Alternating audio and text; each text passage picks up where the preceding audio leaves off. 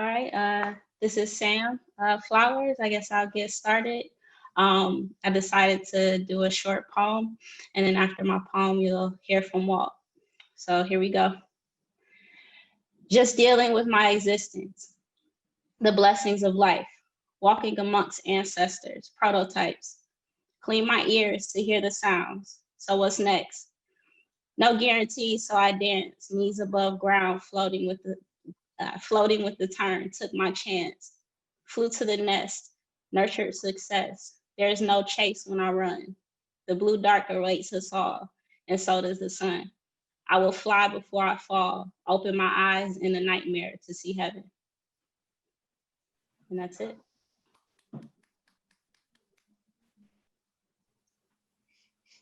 Thank you, Sam. That was dope. So I go by the name of Walter Patton. I'm the director, and as you can see, I have this this hoodie on, and it says Lyric.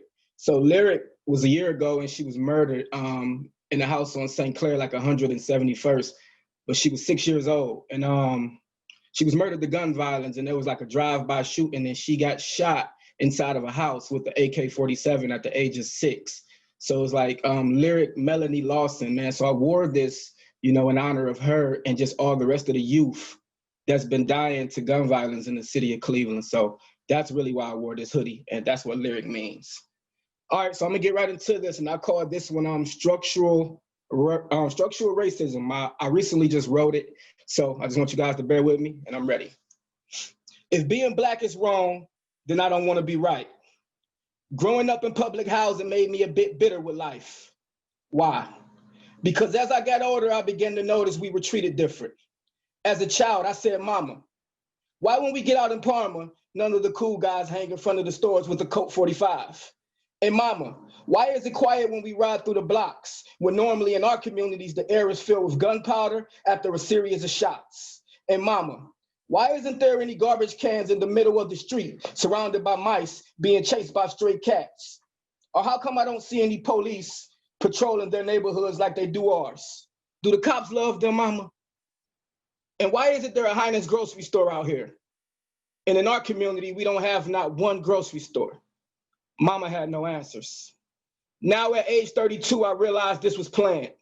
Before I couldn't see it. Free medical and food stamps made me blind. Before I noticed the cops in blue only targeted the red lines. Before living in poverty became a reality, having no access to fresh produce contributed to infant mortality. Before I knew abortions killed more Blacks than HIV, homicides, cancer, diabetes combined. And 80% of those abortion clinics are in communities just like mine. Before I knew married couples wasn't allowed in CMHA public housing, stripping the father from the household. Before I lost my best friend to gun violence at 16. And 3 months later, I witnessed an 11-year-old get murdered in the exact same spot to the exact same thing. Before I ever knew what a council person did. Before I ever knew lead poison rattled the brains of our youth, decreasing their chances to graduate.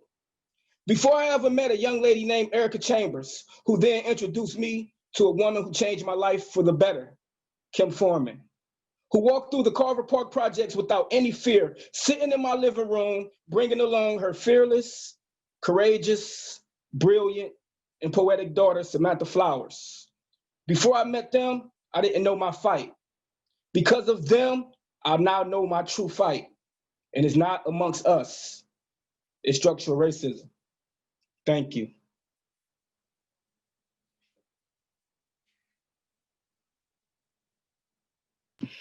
Amazing. Thank you so much to Walter and Sam and the entire Bridging the Gap documentary team for sharing your creativity, passion, and stories with us tonight. We're lucky to be here. My name's Melissa, and I work as the Toma Education Fellow at the Museum of Contemporary Art Cleveland, and I'm happy to be the moderator for tonight's panel, and I'm grateful to everyone for joining us this evening. We are fortunate to not only experience Bridging the Gap, but to also learn more from the director, producer, and creatives who are featured in the documentary. Our panel consists of 3 pairs of speakers who will share about their process creating the documentary, their experiences living in the Garden Valley community, and their involvement with the FreshLo initiative. Each pair will talk for about 10 minutes, and we will then open up the conversation to your questions. In addition to the panelists, the editor of Bridging the Gap is with us tonight. Please use the chat to welcome and celebrate Nat Cherry. Nat is a 27-year-old multimedia artist and filmmaker from Cleveland, Ohio. She has been producing music videos, short films, and social documentaries since 2015. Her focus is documenting the city's art and music scene, as well as the unique people who inhabit them. So thank you again to Nat Cherry for being with us.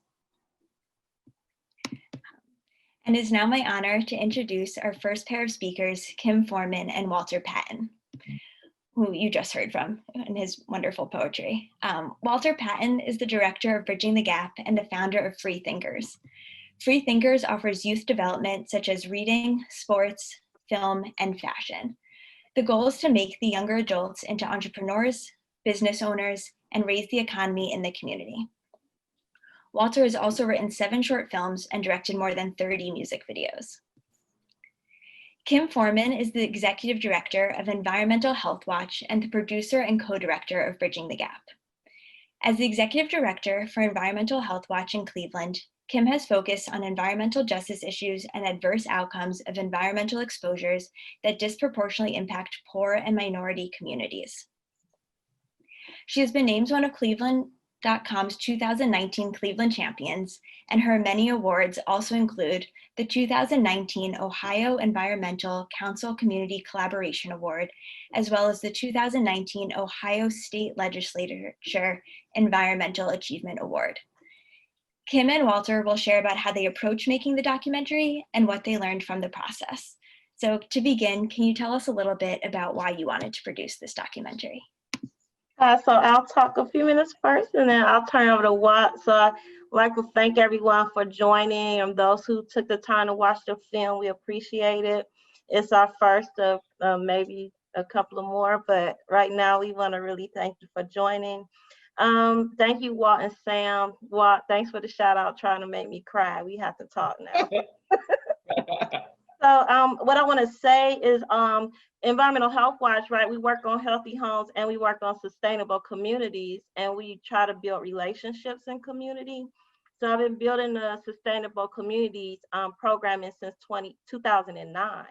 And so we saw an opportunity through Kresge Foundation to look at food, arts, and culture. And we had already been working in Kinsman and Central since 2009 on sustainability. So therefore I saw Red All Green Partnership, who I work with, Garden Valley Neighborhood House, who I have a relationship, and Burtonville Car is institutions, all in the same community, that then we can intersect the food, arts, and culture relationship and placemaking. But the thread across was leadership and entrepreneurship, ownership, and we want to talk about power shift and policy.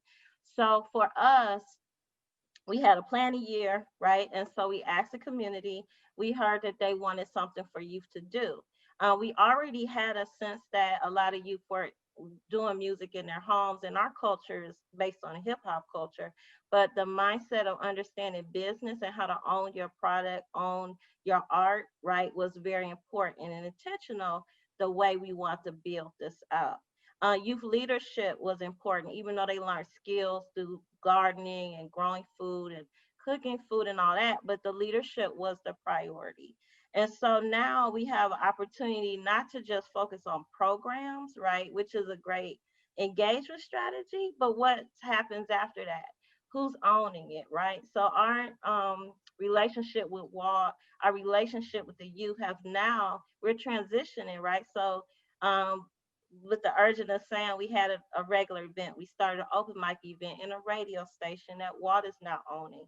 We have juice products that the youth developed that they own, and we're moving into business development for that, right? They had their own, produced their own radio show that Zara can talk about, right? So now who has the power? And for us at Environmental Health Watch, we're looking at a food co-op that's owned and ran by residents. We're in a planning phase and looking at a business model, but how has this evolved over the 3 years, 4 years that we've been working on this? And it's very important that we talked about the narrative, and a lot of folks don't come to that community, or they're having conversations, not with people, but about people. And so we wanted to focus on a narrative shift and feature and highlight the voices of the people with the program, and the youth co-created their programming as well. And we thankfully found Walt, who we feel is extremely talented, and we partnered with Walt and continue to do so even through the work we do on housing, right? The relationship and capacity building goes both ways. We learn as an organization, we also find out what people want to know. People-centered community development is really the key. Systematic changes is what we focus on, and with an equity, centering equity in everything we do. Even the process of getting to the end goal is, we want to make sure it's an equitable process. That's why we always leave room to respond to community and not just come in with our own ideas. We want to ask a question, support, and build relationships. So with that, I want to promote Fresh Fest Cleveland. We will look at getting that together for 2021. And Fresh Fest was a culmination of platform for us to elevate all of these different pillars from FreshLo. We want to continue it every year, scale it, and really focus on the entrepreneur, the arts and culture, and invite everyone to join in, but also feature and highlight the people in that neighborhood and the people of color that we feel need to have more voice in this space. So with that, I'll turn it over to Walt.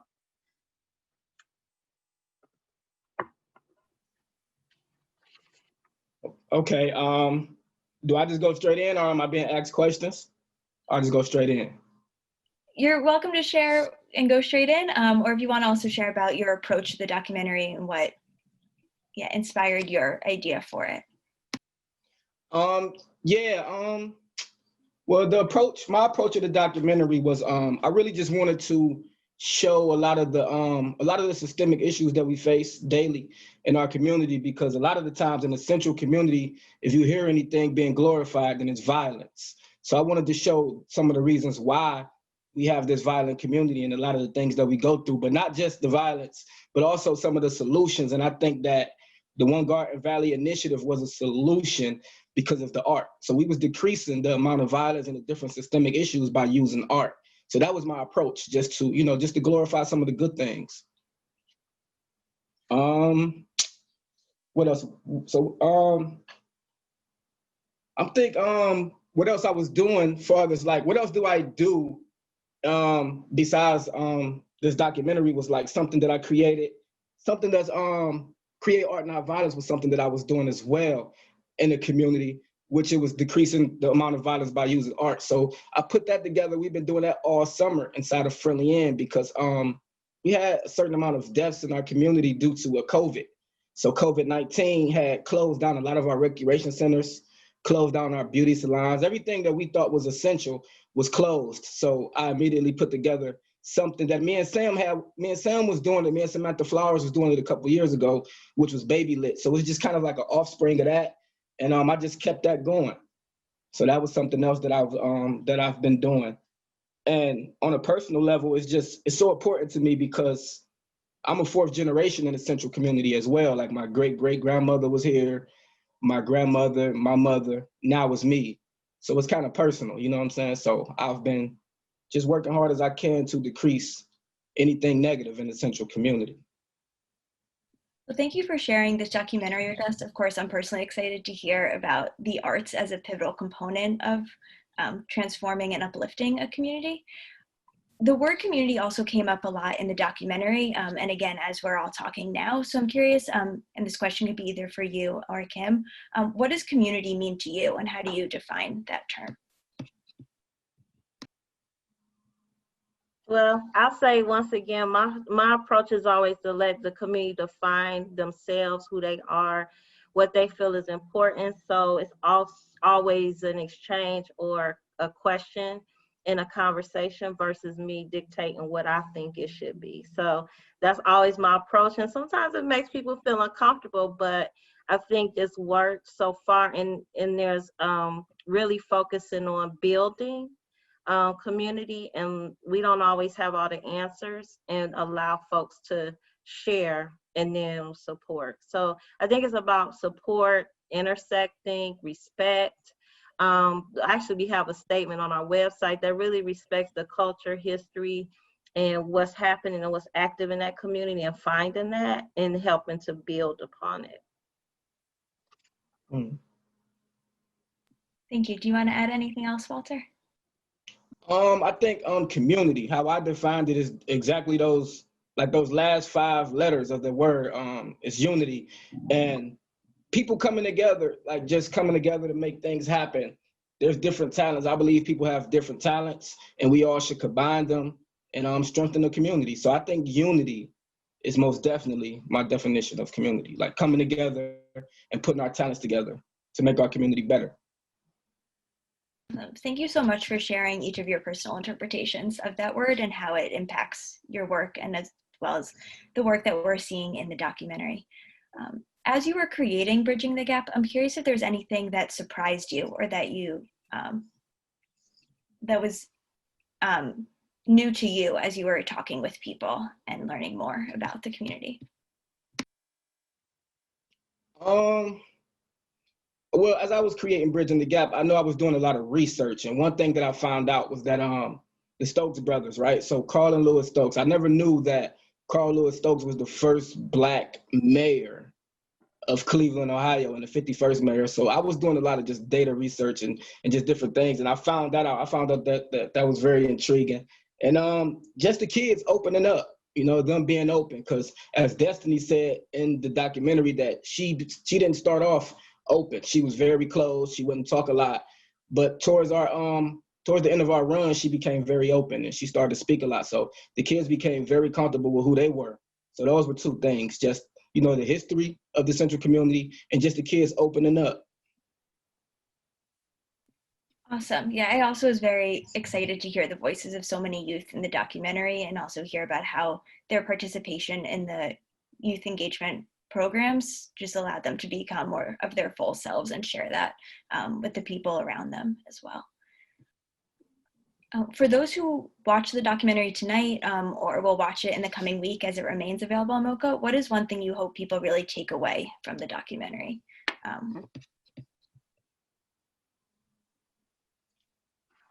That Central is a great community, and we can get better, and we can do much better with a lot of unity. Yeah, just that Central is not a bad community, man. We just trying to pull everything together by using art. And that's what I want y'all to take away, that Central is actually a great community if we just stick together. Thank you so much. And for those who are watching our panel, MoCA will be sharing some opportunities of how to further connect with the Central community in the coming months, and more about the projects that Walter and Kim are leading. So please stay tuned for that, so that you can also experience all the vibrancy and artistic expression that is happening in the Central community. Is there anything else that Walter or Kim want to share before we transition to our next set of panelists? Kim, you got anything? Yeah, come to Fresh Fest 2021. There'll be links, but just connect in. You can sign up to EHW to get more information about things that we'll be putting together. We will be probably doing more community engagement on a food cooperative. So we really do need people to support that, to strengthen our proposals, to strengthen the community development projects we are working on. So just connect in, go to Fresh Fest Cleveland and Facebook page. You'll get those links, but I just want to say it's important for us to keep connected, so that when it's time to roll things out, or it's time to show up, that you have access to us. So we appreciate your interest, and I'm more than willing to answer any other questions after the day. Thank you. Okay. All right. So yeah, I guess I can piggyback off of that with the work that we've been doing with the HFFI. I've created a documentary that's coming out real soon that's surrounding that, and I informed Kim about it, and it's going to be called Can We Eat? It's going to come out real soon, and it talks about how Central is the only community in Cleveland, Ohio without a main grocery store, so the importance of that. So that's going to be coming out real soon. I'm working on that. And as I stated earlier with the Create Art Not Violence project, we had success. I was friendly in every Wednesdays, and we did a pretty good job. I know for a fact for those 2 hours on Wednesday that the violence amongst our youth has decreased. But, once they stepped outside of those doors, I wasn't responsible for that. But that's it. So just, my documentary and my project, Create Art Not Violence. And HFFI is Healthy Food Finance Initiative. So we're hopefully we're moving into phase 2 of that. So we'll start probably talking more in the community about that work. Well, thank you so much for sharing about the process of creating the documentary, for providing more context for what Environmental Health Watch is and how it relates to the stories present in the documentary, and for just sharing your time and energy with us tonight. I'm excited to transition to our next set of panelists who will be talking about their experiences living in the Garden Valley community and what they have done to uplift the neighborhood. Sonya Shepard and Demetrius Carter are both community activists and have lived in Central Community. Demetrius is a father, artist, and veteran of the United States Marine Corps. He was born and raised in the Central Community and has continually worked to break the cycle of poverty. And Sonya is actively involved in the Garden Valley community as a community organizer and as a coordinator for the Garden Valley Falcons football team for the last 25 years. Additionally, Sonya volunteers at the Rainbow Terrace Learning Center in various capacities and serves as a member of the FreshLo steering committee. So thank you both, Sonya and Demetrius, for being with us tonight. And I'm wondering if you can start off this section of the panel by telling us a bit about your experience growing up in the Garden Valley community. Sonya, I insist that you go first. Tanya, sorry. It's Sonya, Demetrius, but okay, I will go first. Okay, so you said, Melissa, to talk about my experience out in Garden Valley? Yeah, you can share a little bit about what your experience was like growing up in Garden Valley and some of the changes that you observed. Well, growing up in my era, Garden Valley was the place where everybody wanted to be. I mean, my cousins, my family members didn't live in Garden Valley, but they made sure that every weekend come Friday that they wanted to be in Garden Valley because it was more unified. It was more unity. It was more unity down in the Garden Valley area where we families, and there was a lot of large families down there. My family, which is the Shepherds, so it was a large family. You had the Carsons, you had the Urins, you had the Langfords, the Freemans. So it was a lot of large families down there growing up in that area. And it was all family. If you acted up on this end of the projects or the valley or what have you, and by the time you got home, your mom knew what you had done, because that was the relationship that the neighbors we had down there with each other. And they can reprimand us, they can, hey, I'm going to tell you, get your butt up here, or tap us or things like that. Whereas now it has changed tremendously down there. And you see someone's child doing something that they should not be doing, and you're kind of afraid to say something to that child because the parent coming, and now you done became the victim. You done became the person that done wrong, when all in all, you were just trying to look out for the child's well-being. So that's the change that I see now from then, is that there's no unity, again, community unity. There's no unity down there to where, everyone look out for each other.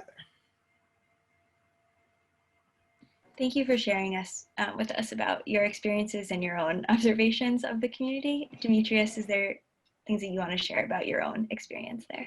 Yeah, so for me growing up, I just noticed at a young age that there was not a lot of different ways for us to be successful. Like if you do too much of one thing, you always get looked at as like a know-it-all type of person, especially in the school setting. So we limited ourselves a lot when I was younger on like the things that we could be able to do or should be able to do.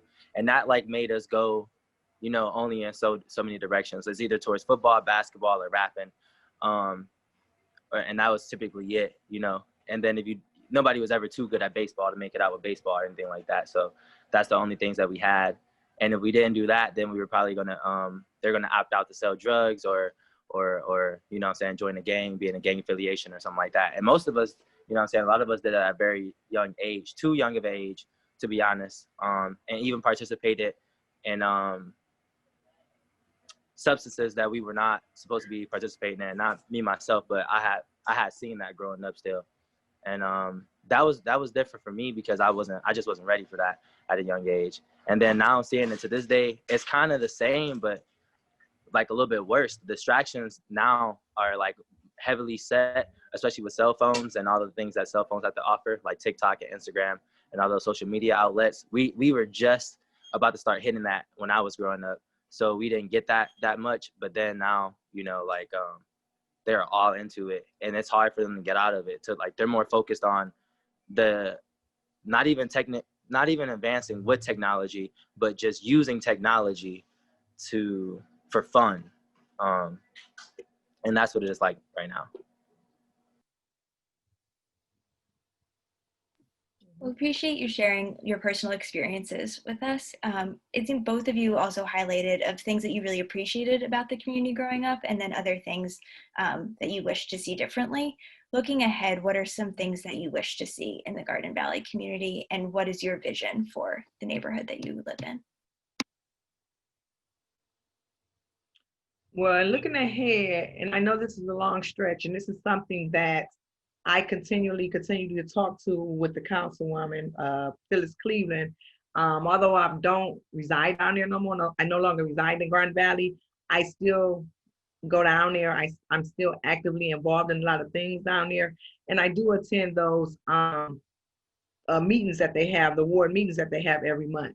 And it's a long stretch, but it's a constant thing that I keep on bringing up is there's recreation for those children down there. They don't have an outlet. It's like they have to go into different communities, different neighborhoods to get what they should be able to get in their own community. They have the Ken Johnson, and they have the Lonnie Burton Recreation Center, and people, and with this era, what we're dealing with, they're so territorial. Oh no, you're from Grand Valley, you can't come down here. And then it's not like where I used to go that all the time down. I used to be at Lonnie Burton every day when I do my homework and go home. Can I go outside? I'm going down to the center and what have you. So I was always there because it's like I said, the times has changed, and it's just not like that no more. Now they're so territorial about, who can come into their neighborhoods and whatnot and things like that. So like I said, there's no outlet, and those children have nothing to do when we only have the football down there. It's football is for boys, but we do have some girls that participate and play on our football team. But then when that's over with, and the baseball, we had baseball for the youth and whatnot. And then after that, that's it. And the learning center closes at 5. So it's like there's so much stuff, other things for them to get into, trouble to get into, because they don't have nothing else to do. Once the learning center is closed, once there's no football for the season, once there's no baseball for the season, what do they have? They have nothing. Yeah. So speaking on that and like piggybacking off of it, being like, I was, like I said, I was raised in the Garden Valley community a little bit, but also more important, like the whole Central community. I used to run around the whole Central. But in Garden Valley, they don't have a lot of things. So my vision is for them is to be able to use that space. There's something called the Dust Bowl, or was used to be known as the Dust Bowl. It's just a big vacant lot that they can cultivate into a multitude of things in that area if they wish to do that. But more importantly, like I want to be able to provide the Central community as a whole with some form of program. I like to call it Success Over Everything, because it will encompass the multiple health spectrums that we have, like the physical, mental, social, spiritual, emotional. Teaching the youth that's something that they have in order to make sure that they know how to manage it. Because if I was to know about my health at a younger age, I'll be able to be aware that like, oh, I might not be able to do this many laps around in the gym course because physically I haven't been practicing, or mentally there's something going home, or emotionally there's something that happened with me here at school. I'll be able to I dissect my problems a little bit better for myself. And then there's also that thing about learning outside of what they teach us inside of our schools, because there's so much to learn about Cleveland. Like Walt, he didn't know that Carl Lewis Stokes is he's the first African-American mayor of any major city, not just the first in Cleveland, but he's the first African-American mayor of any major city. And that's a beautiful thing that the Central community has that. And we also have, Jesse Owens, that we can, that we can be proud of within the Central community. but also just learning more aspects of Cleveland, because there's so many influential people that are from Cleveland and so many influential things that have come from Cleveland that we need to be proud of. And also, you know what I'm saying, hold our chin up high, the fact that we have so many beautiful things that we've able to like offer to the world, and just keep going with that, just knowing that like you can be more than just, you know, the basketball, football, or this dude that's from the Valley or girl that's from the Valley or from Cleveland or something like that. Like, we got to educate ourselves. So that's the biggest thing I want to see us do, is like really push on our education, not only in schools, but also at home. So then that way, when we go out into the world from our home setting or from this central community setting, we'll know about the world and we'll know about Cleveland and what everything that it has to offer, instead of just being like, there's nothing to do or there's nothing to see here in Cleveland. There is, we got to just learn how to see it. Thank you both for sharing. I was really was interested to hear that there's a lot of common themes in what you were saying, but one, like the interest in breaking down those barriers between the neighborhoods and really focusing on unity and pride in the area where you're from, and also focus on education, including health and the whole body experience. Can you share a little bit about how FreshLo and Rydell Farm provides those opportunities that you are seeking, and what else you hope comes in the future? Demetrius, you want to take that first? Yep, I got you, no problem. So for Rydell Farms, it's interesting. Like they do, I think they have something on Sundays where they might accept some volunteers, but there's a bunch of other community farms as well that like we're really not utilizing as a whole. I feel like there's probably like 5 or 6 in the central community that I know of, but I don't see a lot of us being like, whether we're able to participate in helping that garden be cultivated into something beautiful, or we just are not aware of the gardens that we could use to cultivate something beautiful. But as far as I know, Rydell Farms, they're in the central community, but right now I believe that they have the Farmer Jones Market in Garfield Heights. So that's where that's where most of their food and produce is probably going towards. That's just that. But FreshLo, I know them from being inside of the recording studio at the Boys and Girls Club. And since COVID happened, they haven't been able to do too much. But personally speaking, like something I've been doing is like community cleanups, and also helping with Walter with Create the Art Not Violence on those Wednesdays.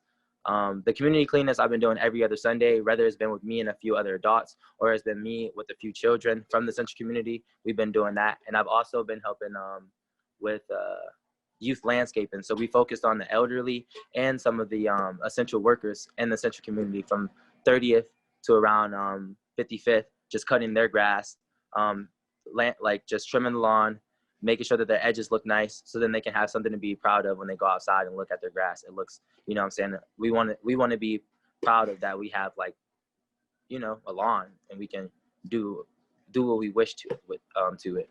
And that's some of the few things I've been able to help with in the such community. So Thank you. From both Sonya and Demetrius's biographies, and then also what you had shared tonight, it's very clear that you are both very invested in the community. So I'm curious what motivated you to actively participate in uplifting your neighborhood, and what motivates you to continue to be involved in the community. So for me, what motivates me to continue to go is my love for the community. Like, since I grew up there, I just made it to my mission to make it better. And I'm not gonna stop till it gets better. And it has gotten better in some senses. A lot of people are starting to, you know what I'm saying, care. But then we also have some people that, you know what I'm saying, couldn't care less or whatever. So we're just trying to get everybody on the same page or closer to that page as much as possible. I also have a son. So like, I want him to be able to be in my community as well, like the community I'm from, to see where I've grown up for, and me not to be like, son, I'm from here, but you'll never see it. Because some people have that mindset, but I don't want that mindset, because I love it. And I'm, you know what I'm saying, I like to walk around there because I just love it. I don't know, I can't tell you anything else, but the love that I have for my community, that's all I got. Like, that's what motivates me. That's what inspires me. That's just that.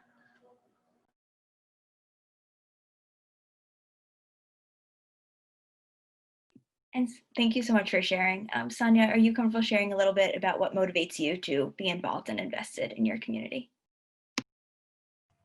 Okay. Hello, Melissa? Okay, I'm back. Okay. Well, what motivates me with being involved in the community is because being helpful, being most helpful, being available, my availability.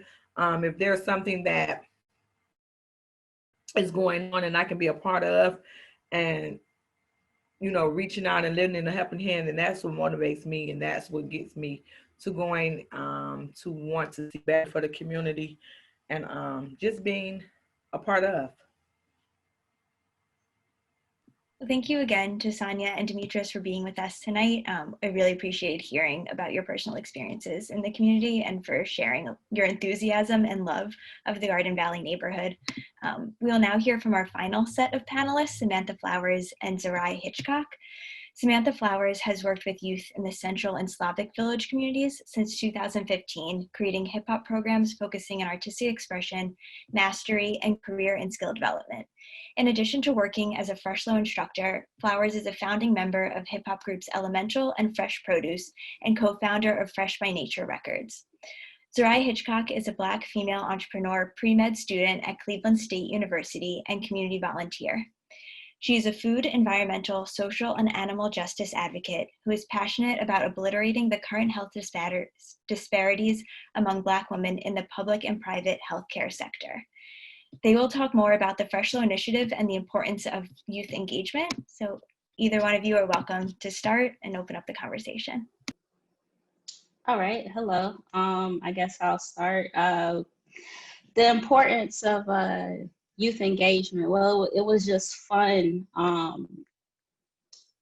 offering what I could offer and then seeing them react and kind of just moving at their pace, and also learning from them. I tried to always come with the energy that it's an exchange of information rather than this is what we're going to do because I said so. So the youth really catered or cultivated their own experiences just by participating and being open. So it was a good experience for everybody.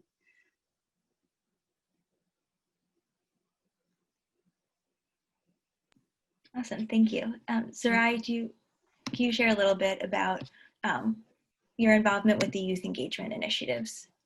Sure. I was the FreshLo team lead at the One Garden Valley initiative for the past 2 years, in 2018, which was the first one, and then again in 2019 last year. Last year, I was a part of the team lead, and that consisted of not necessarily leading in the point like I was an instructor, even though I was an instructor for part of it, but more so it's just like being management. And in addition to that, there were actually 2 other people by the name of Isaiah and Marlisha, and both of them had been a part of the original One Garden Valley initiative. And what I really appreciated about that was that Kim allowed for the quote unquote original One Garden Valley members to be like, I guess we could say like team leads, basically. Team leads to the people who were just coming in. I felt like that was really good because not only did it kind of give, not necessarily me specifically, but like the other students a sense of like authority, not in like, okay, I'm telling you what to do, but just says, okay, I'm someone who's experienced, so I can feel comfortable giving you advice. And it was that type of thing. And also too, what I really appreciated about the One Garden Valley initiative was how multifaceted it was. Like we had the music component, which Sam and Walt ran, and then we had the food component, which was me with the baking and cooking. And then of course the art, which was Marlisha and Anthony, and then the agriculture, which was at Riddle. I really appreciated how many, different sections that it covered. So it gave the youth who didn't necessarily want to do farming a way where they can, okay, we're going to have farming, but we're also going to have on Tuesdays and Thursdays art, whether that's art in the sense of music or art in the sense of literal drawing. And I really appreciated that a lot. Another thing that was really, really great that I'm personally excited about and a part of is Regional Juice Co. And that is a Black youth-owned fresh juice company that just got started in the summer of last year. And was it summer of last year? Was it 2018? I'm not sure, but it's recent either way, and we're still in the startup phase. And that consists of me and 2 other guys by the name of Maurice and Jaden, one of which is 17, the other is 18. So it's entirely youth owned and Black owned. And like I said, all the owners, us three, are from the One Garden Valley Initiative. And one of the reasons why Kim, from what I understand, created not necessarily created, but kind of kickstarted us starting Regional Juice Co. was a way to kind of create a tangible solution to any non-fresh juices in the One Garden Valley neighborhood, and also to give a tangible outcome to the program outside of just, okay, you learned how to farm, or you had fun doing music, or you had fun cooking and baking, but like something that was tangible, like, okay, we actually have an actual organization that came out of this that we can then even hire other people who were in the OGV initiative to come and work for us or sell for us, or, you know, do stuff like that, marketing and promotion. And that's another thing that I really appreciate about the One Garden Valley Initiative, and just Kim in general, how much she's done with the Fresh Fest and all that really good stuff. It feels really good to be a part of something that's so much larger than yourself, but of course, every little person's, you know, personal input counts, and that's one thing I really, really appreciate and like about it. Thank you for providing such a detailed description of the various ways that youth have been involved in the One Garden Valley Initiative. Something that I've heard also come up in both of what you had shared is that there's a lot of youth-led initiative and work, and a lot of allowing the youth to determine the direction of the programs. Can either one of you speak to what makes youth uniquely positioned to lead this community change?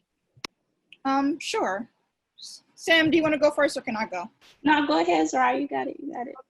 So one thing that makes youth leading these different types of initiatives so important is the fact that it's fresh, new thoughts and ideas. And not that there's anything wrong with elders putting their input, because it's actually really good to get counsel from your elders, but you also need a good balance of new thoughts. And I've experienced that with like my mother. Like, she might hear someone say something and she might think that it's really dumb. And then she asks me what I think of it, and I show her a new perspective. She's like, okay, maybe it doesn't sound that dumb anymore, because I'm kind of thinking from a late 30-year-old perspective, my mother is, but then I'm thinking from a 19-year-old perspective. So it kind of gives you a good balance of the old and the new. And I think that's really necessary. And also, I think it's good to have youth led initiatives, because it gives, like I said earlier, the youth a sense of authority. So it's not just like you're just getting barked at by the instructor. It's not like you're just like in school in another form. It's like, okay, you actually have something to offer here. And giving youth authority, not only does it give, like I said, a sense of purpose and whatnot, but also just it makes you feel like, okay, I'm not just here just to be here or just to be like a space filler. I'm actually here to contribute something. I would say, as far as my portion with the music, the youth really led what we were talking about in the music that we made. So Walt and I didn't say, oh, you can't talk about this. Obviously, no cussing, no, I'm just gonna hit you for no reason. But, really telling a story, because these students do encounter violence, but them writing poems or writing raps or singing or whatever allowed them to lead the conversation on what we were talking about, whether it was a silly song or we had a lot of heavy topics being talked about. And some of them was their first time actually talking about it in such a public way, which I guess gave them more, because they were doing it more so for themselves at the end than doing it just because we asked. So that was fun. Sometimes we didn't do any songs. Sometimes we just talked and sat in a circle.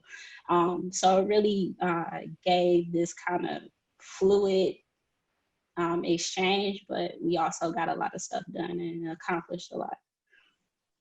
Great. Can you share a bit more about how the music process helped bring out these stories that people hadn't previously told, and what made them either feel more comfortable or confident sharing these experiences through music? Yeah, so as far as, the programs that were documented and that we did were kind of a two-piece program. So after writing the program, we decided to do a pilot at King Kennedy's Boys and Girls Club. So those were youth around ranging from 5 years old to 16 years old. And with that, we just gave them some types of prompts or something, or we would start a conversation, maybe a song or a video came out, and we would ask them how they felt about it. And then we would just open up the floor. Somebody would freestyle, somebody would, take their friends off to the corner and they working on something. So they really, after we gave them the basics, like, okay, this is what a bar is, this is how you count, kind of the technical things, they were able to really take their creativity, take what they learned about the basic foundations of a song, the basic foundations of storytelling, and actually think about, okay, what story do I have to tell, and having the confidence to tell it. And once it was told, like, I've seen tears from some of these kids. So it was really nice seeing a lot of them, and we've been working with them since like 2016. So some of them had graduated, some of them, and they're still kind of using what we've learned, not only in Baby Lit, but the FreshLo youth as well. So it was cool. Wonderful. This is also the second time Baby Lit was mentioned during our panel conversation. So can you provide like a brief description of what Baby Lit is for some people who might be watching but unfamiliar? Yeah. So Baby Lit is, what we did was, it was a pilot program. So we wanted to really understand what the kids wanted to do in the area before we did the summer program, where we interviewed and selected youth to participate in FreshLo.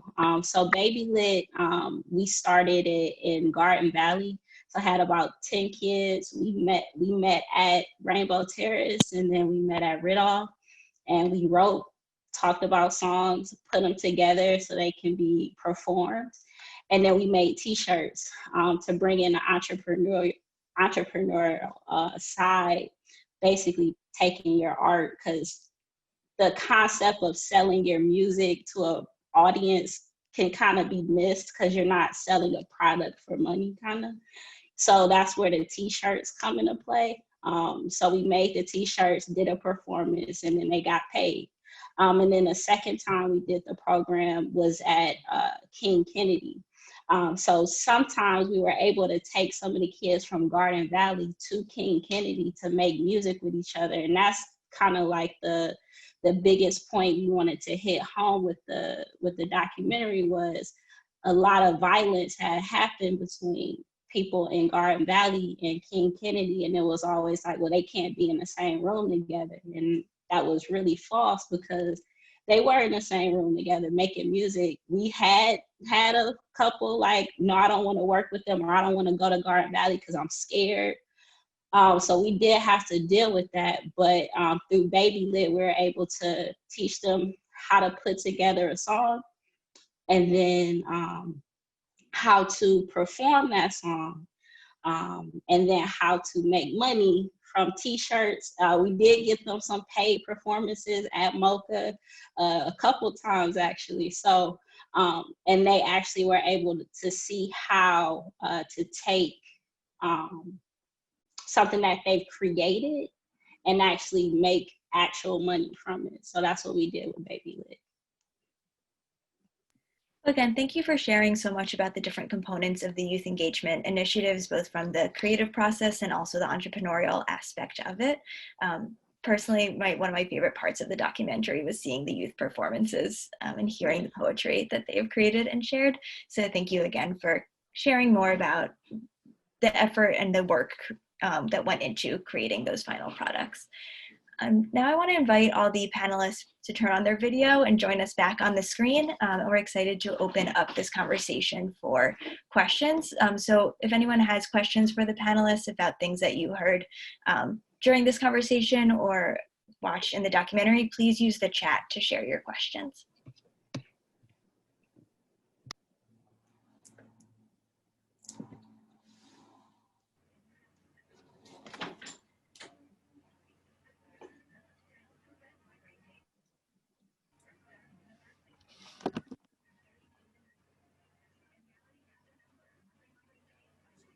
Yes, while we're waiting for questions to come through, and this question can be for anyone, but what do you want people to know about your community, or what do you hope that they tell others about Central Community after listening to the panel? Can I go first? Okay, I would want people to know that Central overall, despite the a lot of the violence that's been occurring over the last year or so, 2 years maybe, I would want people to know that the area is a good area, and there are a lot of things that goes on in those communities if there is more participation from everyone, and that it can be a good place to not once live but currently live in, because there are a lot of people who's striving. There are a lot of people who's working to upbuild that the communities overall, from the central area to the Kinsman area, Garden Valley area, and things of such. So there are a lot of people who's working hard and together, and if a lot more people join forces, then I think that it can happen. Yeah, also just that great leaders and politicians and intellects have all come from the central area, and there's some up and coming ones coming up now and still there. So yeah, just like I said, that's always want to glorify the history of it, because once we know our history, then we can know exactly where we're going. So I always try to glorify the history of the central community, and it's rich. I was just gonna add on to that. It's a great place. Like the Central community is a great place. Like Sonya said, despite all the violence or whatever that happened within the last 2 years, like it's only that way because of certain, certain things were put in place for us to behave that way.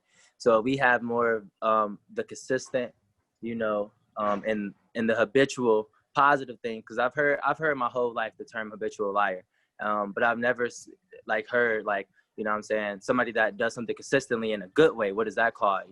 That's just professional or a successful individual. And that's what we're after right now. All of us are we want to be successful, and we want to, accomplish things in life.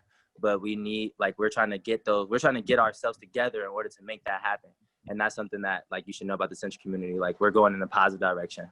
We're not going in a negative direction. No matter what the news media outlets tell y'all or anything like that, it's a very positive place. So we're trying to make that happen together.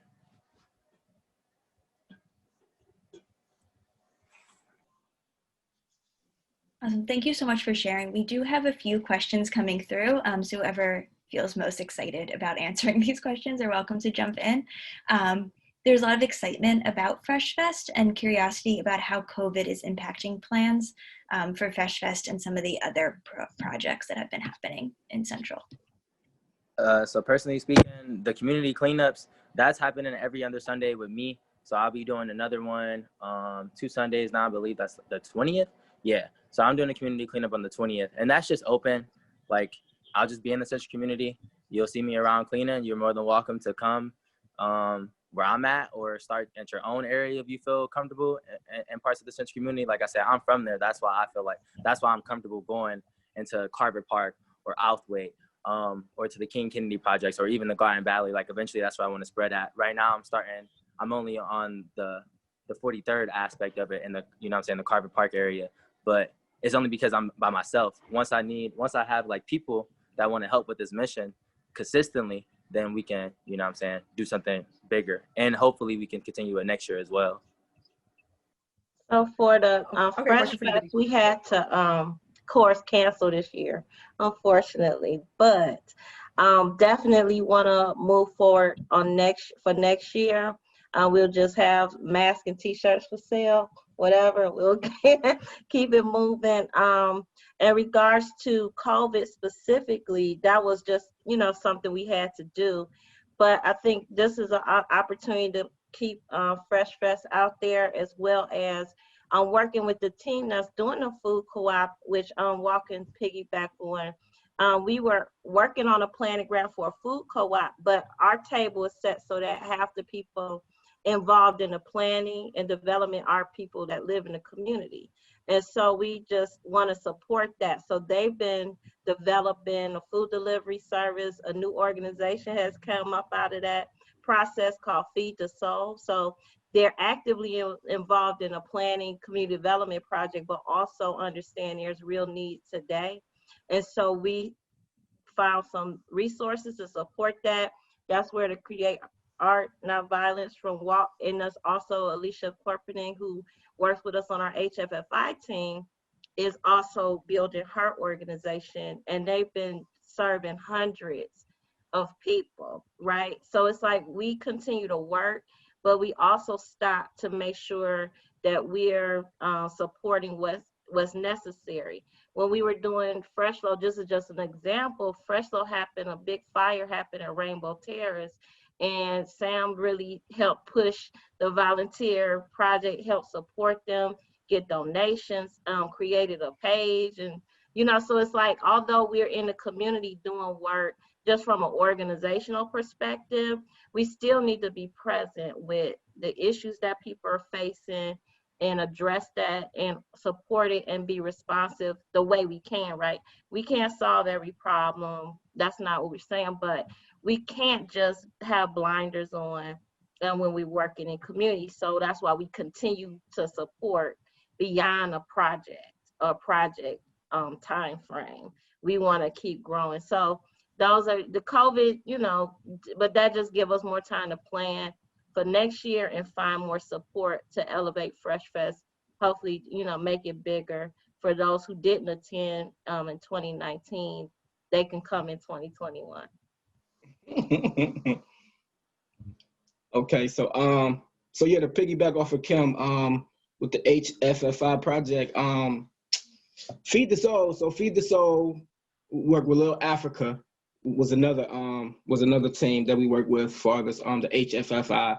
But the Feed the Soul was intriguing because it was a grocery a grocery delivery service that was created during COVID because everything was shut down. So it was like and then in our community, it was like over 60% of the people didn't have transportation. So Alicia came up with this brilliant idea to deliver.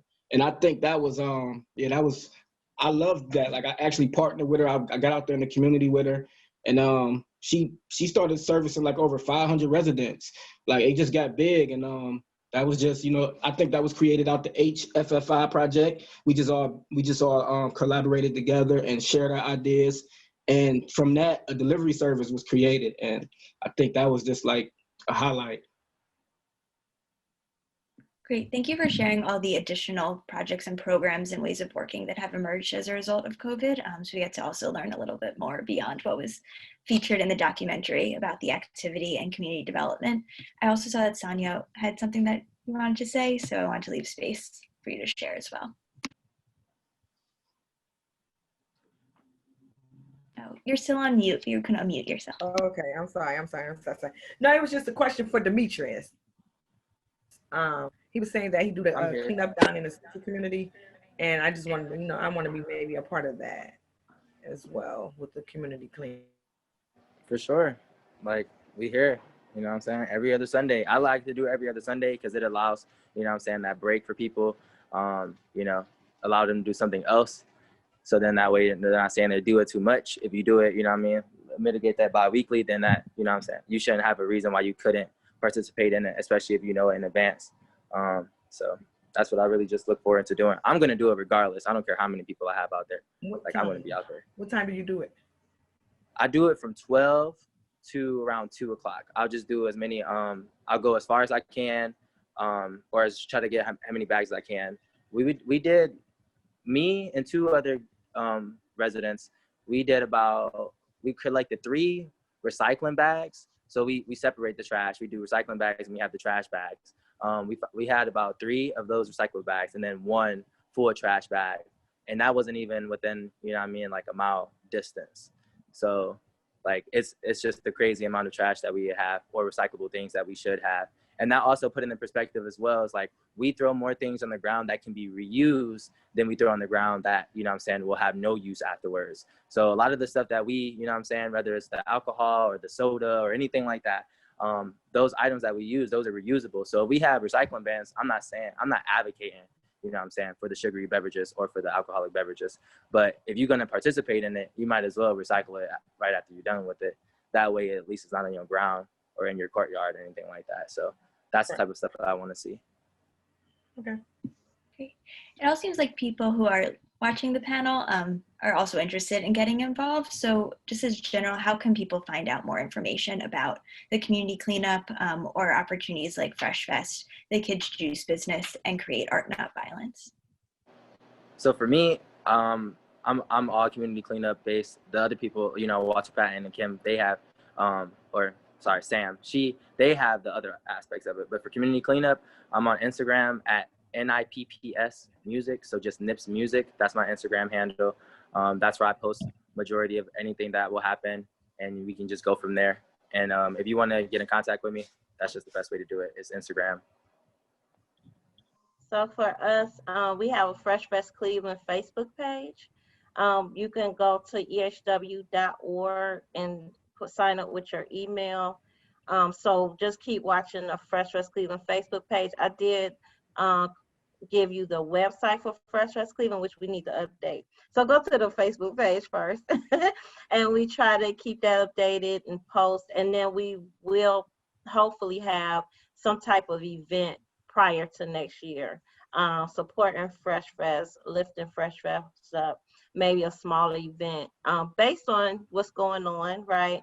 So we want to find ways to continue to engage folks around Fresh Fest and continue to build that support so that next year when we launch it, you know, people are still aware of the festival. Can either Zarai or Samantha provide some information about how people can get involved with them or learn more about the juice business? The juice business, Kim, I feel like maybe they should contact you.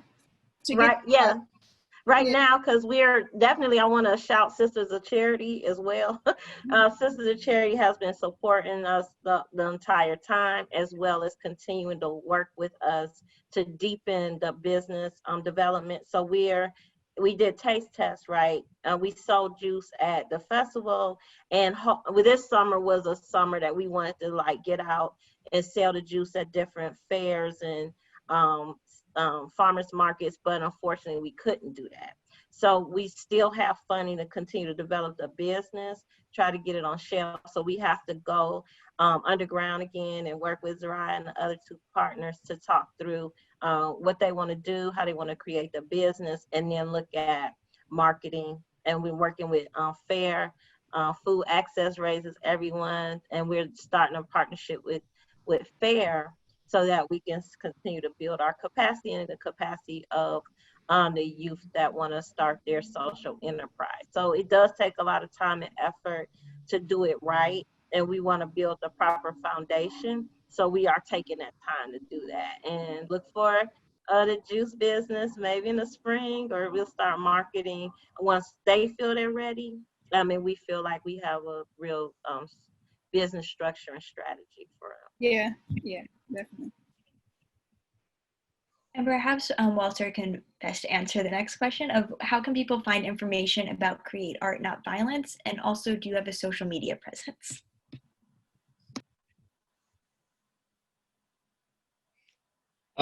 Create Art Not Violence.